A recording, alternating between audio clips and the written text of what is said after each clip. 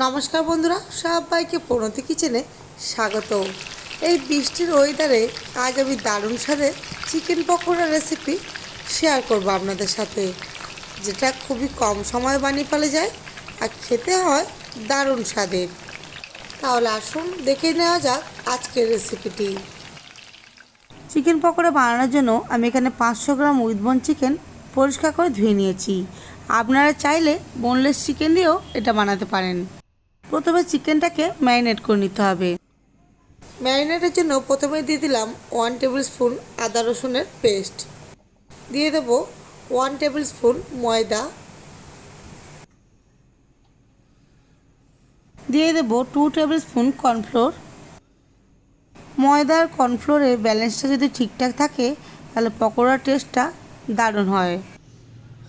এর মধ্যে দিয়ে দেব স্বাদ মতো লবণ,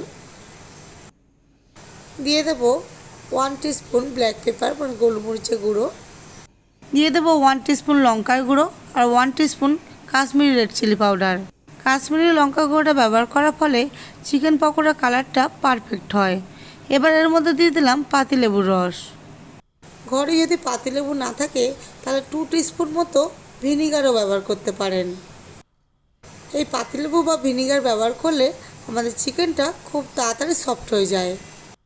এবার এর মধ্যে দিয়ে দেবো 2টো ফেটিয়ে রাখা ডিম।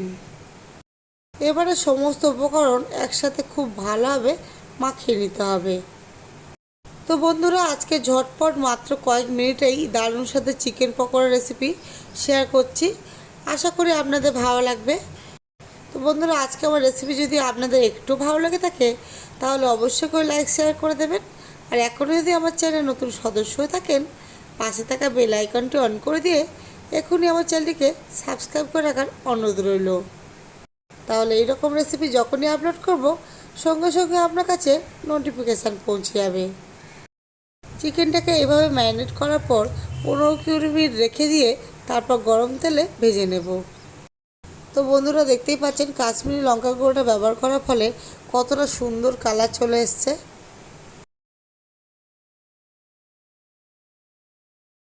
তো ভেজে নেওয়ার জন্য একটা কড়াইতে একটু বেশি পরিমাণ সাদা তেল নিয়েছি। সাদা তেলটা প্রথমে আমি খুব ভালোভাবে গরম করে নেব।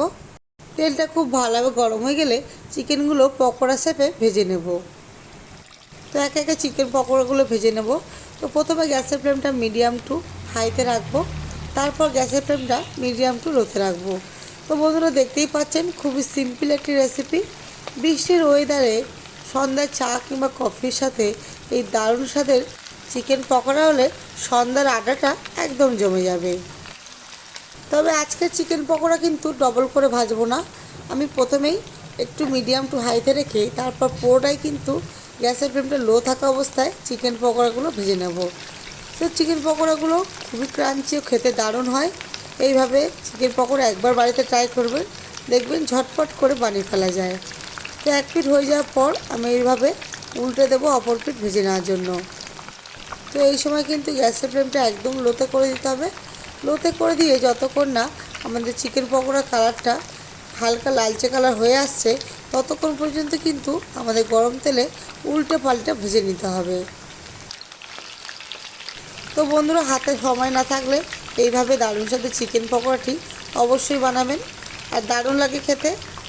বাচ্চারা বায়না করলে কিংবা বাড়িতে সবার আবদার মেটাতে এই দারুণ সাথে চিকেন পকোড়াটি অনেকবার বানিয়ে ফেলা যায়, কারণ সময় লাগে খুবই কম।